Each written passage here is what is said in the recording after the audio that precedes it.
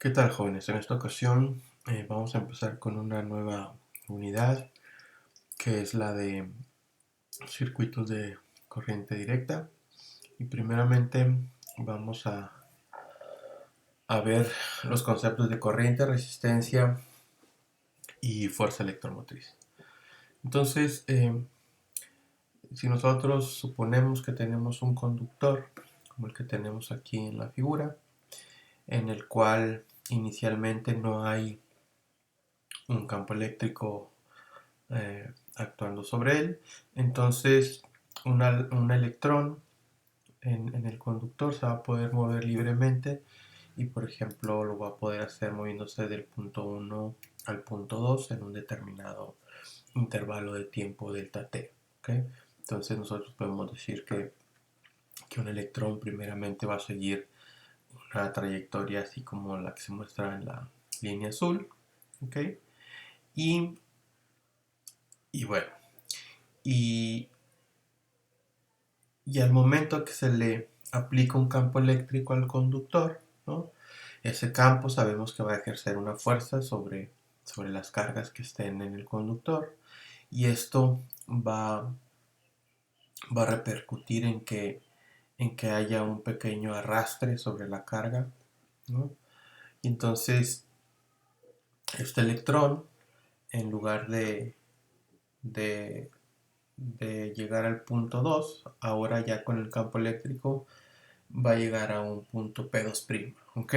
Y entonces eh, podemos notar que respecto del punto 2, pues hay una distancia la cual se desplazó, ¿no? O una distancia de arrastre que hay entre el punto 2 y el punto P2', y a esto lo vamos a llamar la velocidad de arrastre v sub d por el intervalo de tiempo. ¿Okay?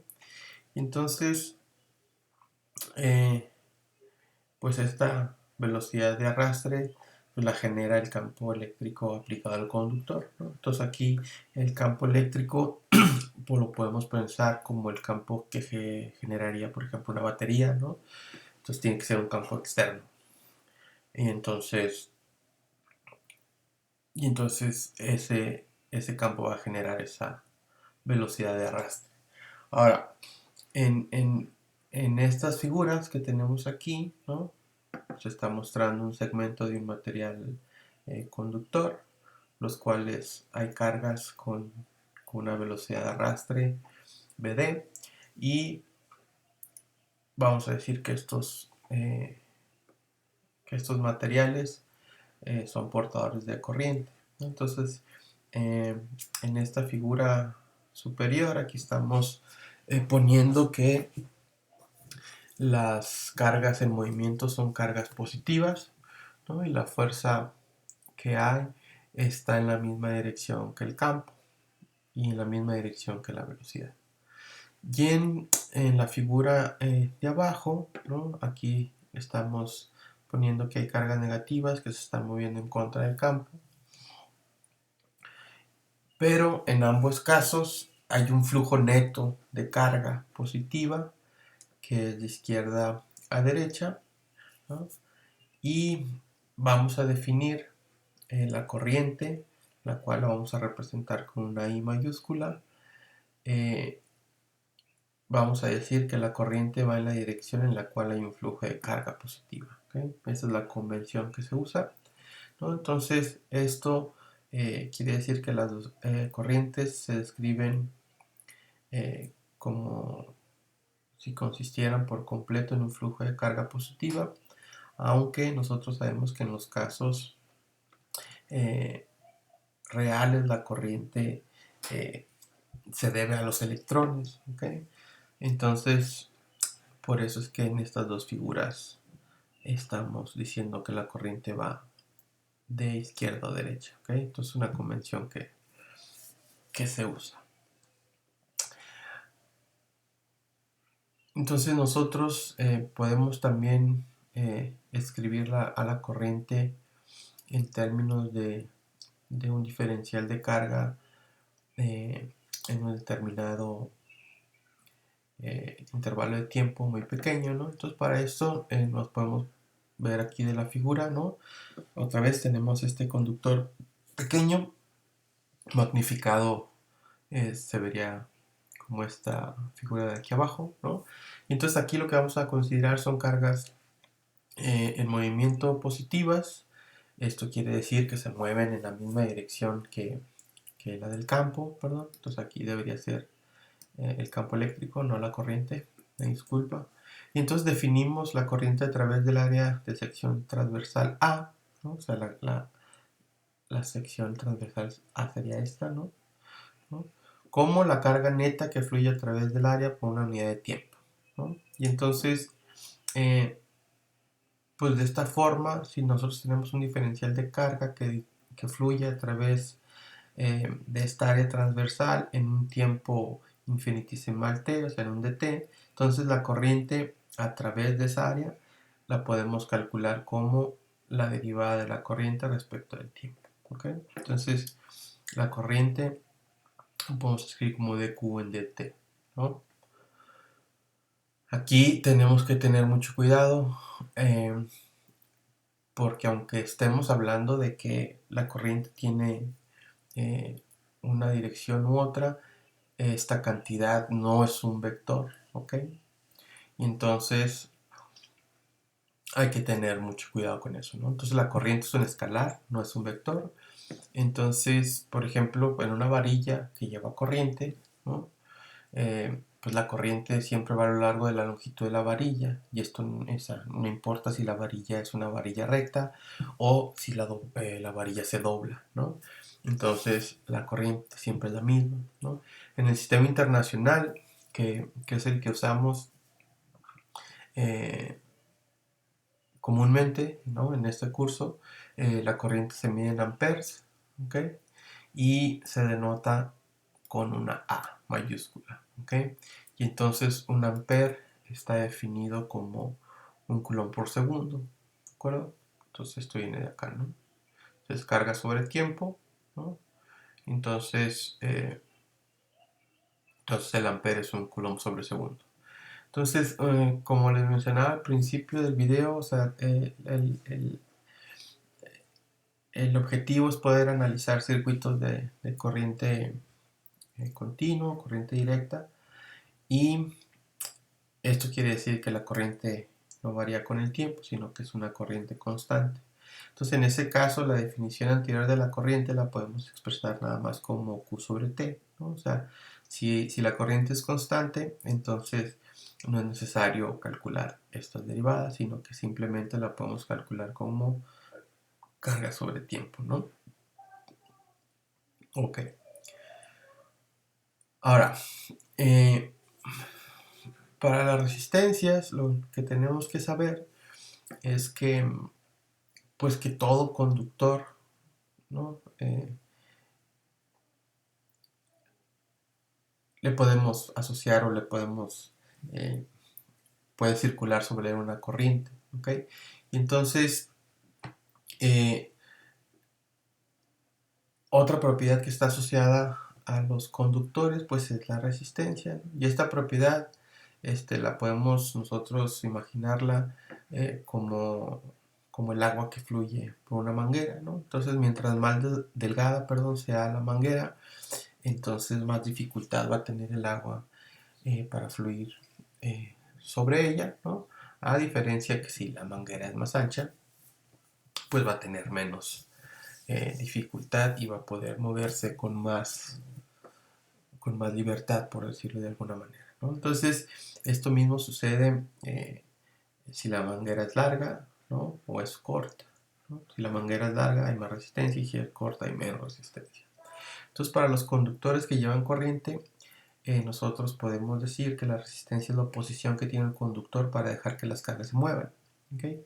Entonces, entre menos resistencia hay en las cargas, pues se van a poder mover con mayor facilidad, y entre más resistencia tengan las cargas, pues más difícil les será moverse sobre el conductor, ¿no?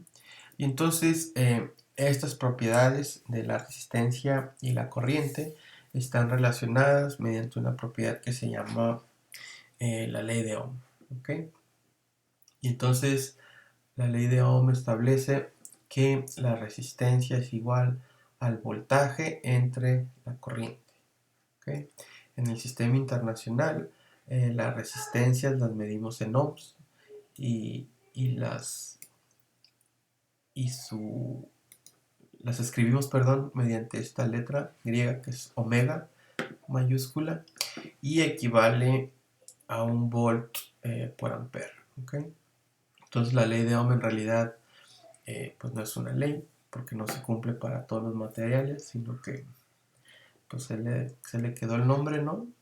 Y entonces nosotros ya sabemos en estos tiempos que la resistencia de un material, por ejemplo, puede variar con la temperatura y con otras cosas, ¿no?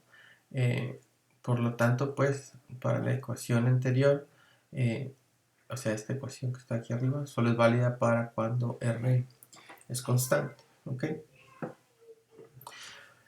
Y bueno, aquí nomás estamos en este dibujito, representamos el comportamiento que tiene la resistencia respecto a la corriente y el voltaje, ¿no? Entonces, si se dan cuenta, pues es una recta que pasa por el origen a eh, donde la pendiente de esta recta es el inverso de la resistencia, ¿ok? Y entonces, esta es una característica que tienen los materiales que cumplen con la ley de Ohm, ¿no?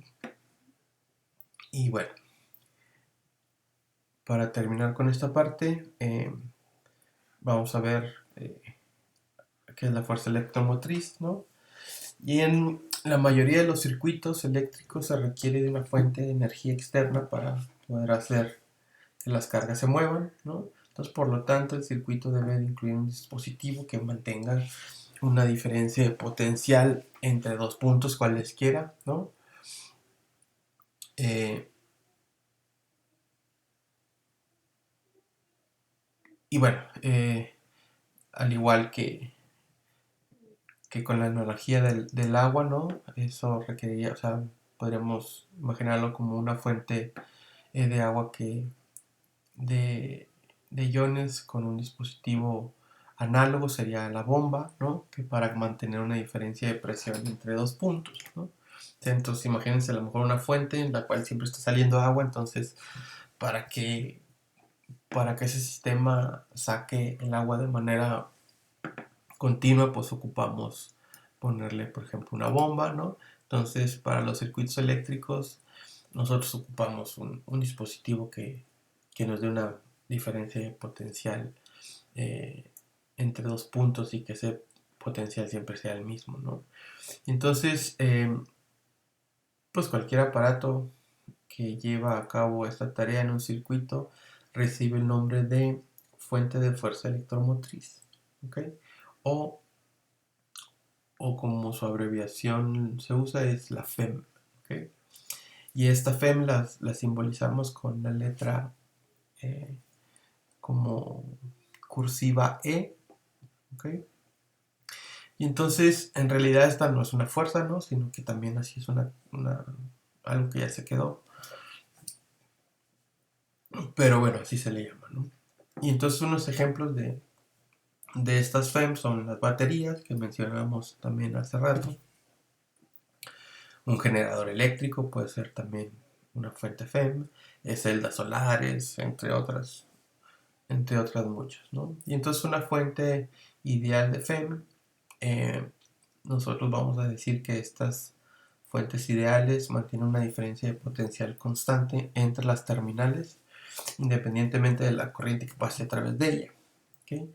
Y entonces la fuerza electromotriz define cuantitativamente la magnitud de esta diferencia de potencial, ¿no? Entonces, por ejemplo, para una fuente FEM ideal, nosotros vamos a decir que la diferencia de potencial B a B va a ser igual a la FEM, ¿ok? Y entonces hay casos donde eh, esa fuente no es ideal, por eso lo vamos a ver más adelante, ¿no? Pero nosotros, por ejemplo, podemos considerar que se forma un circuito, ¿no?, conectando un alambre con una resistencia de valor R a las terminales de una fuente, como se muestra aquí en la figura, ¿no? Entonces estas serían las terminales de la fuente, ¿no?, el punto A y el punto B, y entonces hay una diferencia de potencial entre estos dos puntos y va a fluir una corriente a través de este alambre, ¿no? Y entonces pues esta diferencia de potencial que les mencionaba, ¿no?, entre A y B genera un campo eléctrico adentro del alambre, y esto es que pues que hay una corriente. Y aquí donde el alambre se dobla, pues hay cantidades iguales de carga positiva y negativa en el interior, y en el exterior, en el punto en el que se doblan, ¿no? Y entonces estas cargas ejercen fuerzas que hacen que la corriente siga las dobladuras del alambre. O sea, no importa pues que haya dobleces, sino que la corriente va a ir por todo este conductor. Entonces, de la ecuación anterior de la ley de Ohm, nosotros sabemos que la diferencia de potencial entre los extremos del alambre pues tiene que estar dada por B a B, ¿no? Y eso hace que esta diferencia de potencial sea igual a la corriente por la resistencia, ¿ok? Y bueno, si combinamos esas dos ecuaciones, pues tenemos nosotros, o podemos decir, que la FEM es igual a la diferencia de potencial y a su vez es igual a la corriente por la resistencia. Entonces esto es en el caso de que la fuente sea una fuente ideal, ¿ok? Y entonces, si la fuente no es ideal, eso va a querer decir que esta fuente de, de la fuerza electromotriz va a contar con una resistencia interna, ¿ok? Y entonces las fuentes reales de FEM en un circuito no se comportan exactamente como acabamos de decir, sino que la diferencia de potencial a través de la fuente en un circuito no es igual a la FEM de la que estamos hablando, ¿no?, a esta. Y entonces en esos casos la razón es que la carga en movimiento a través del material de cualquier fuente real se encuentra siempre con una resistencia, por mínima que sea, pero hay una resistencia, ¿no? Y a esta es la que la llamamos la resistencia interna de la fuente, y la vamos a denotar con una R minúscula, ¿no?, a diferencia de la R mayúscula que era la otra resistencia. Y entonces, si esta resistencia se comporta como la ley de Ohm, entonces esta R o la resistencia interna es constante e independiente de la corriente. Y entonces, conforme la corriente va avanzando o pasando por la resistencia interna, pues va a experimentar una caída de potencial o una diferencia de potencial que va a ser igual a la corriente por el valor de la resistencia interna. Entonces, cuando una corriente fluye a través de una fuente con una resistencia interna, la diferencia de potencial entre las terminales va a ser pues la FEM menos la caída de voltaje que hay debido a la resistencia interna, ¿okay? Entonces hay que quitarle hay que restarle pues a la FEM esta caída de potencial para poder obtener el potencial entre las terminales, ¿ok? Y ya por último, aquí nada más para que se vayan familiarizando con los símbolos que se van a usar en los circuitos. Pues si tenemos nomás una línea, esto quiere decir que vamos a tener un conductor, una resistencia la vamos a poner como estas líneas en zigzag, ¿okay? Una fuente FEM ideal va a consistir de dos líneas verticales conectadas a un conductor. Una es más grande que la otra, si se dan cuenta, ¿no? Entonces la línea vertical más grande va a representar al a la terminal positiva y la más pequeña a la negativa. Si tenemos una FEM con una resistencia interna, vamos a poner más o menos bueno, no más o menos, vamos a poner estos dos otra vez líneas verticales, pero además vamos a poner la resistencia y si se fijan aquí hay un cuadrito con color beige, eh, que es lo que nos dice que toda esta fuente es una fuente con resistencia interna. ¿Okay? En otros textos, cuando hablan de fuentes FEM con resistencia interna, los ponen también en lugar de este cuadro de color, lo ponen como un rectángulo punteado o, o nada más un rectángulo, ¿no? Sin el color Pero entonces, bueno, nomás tengan eh, cuidado con eso, ¿no? Si es que usan o consultan otros textos. Y bueno, este de aquí abajo pues es lo mismo o bueno, significa lo mismo, ¿no? Más que aquí si se fijan están volteadas las terminales de la FEM. Y cuando tengan estos circulitos con la B o la V y la A, quiere decir que vamos a tener primero un voltímetro, el cual va a medir una diferencia de potencial, o sea, mide un voltaje, y este sería como un aparato para medir corrientes, ¿no? Que sea un amperímetro. Entonces, esos son los símbolos que más o menos se usan en los circuitos para que los tengan en cuenta. ¿Okay? Entonces, chavos, con esto acabamos esta parte. Espero haya quedado claro. Cualquier duda o pregunta, háganmela llegar. Nos vemos la próxima.